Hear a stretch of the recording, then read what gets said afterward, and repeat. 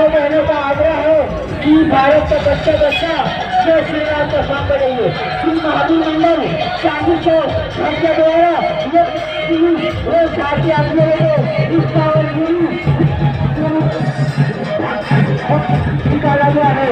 और आप सभी राम भक्तों से बहनों से आग्रह है ये ठाकुर गुरु और झांकी का आवाज से चाहिए। राम जी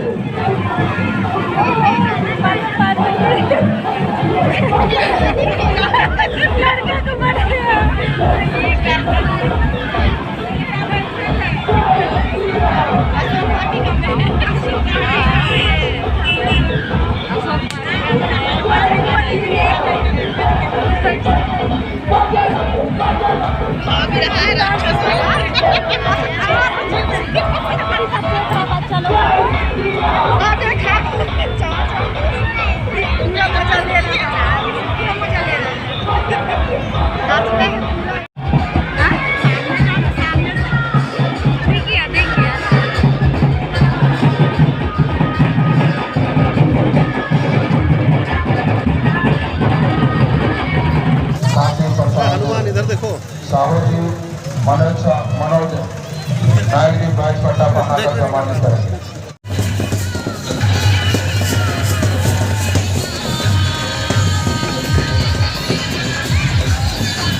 जय श्री राम।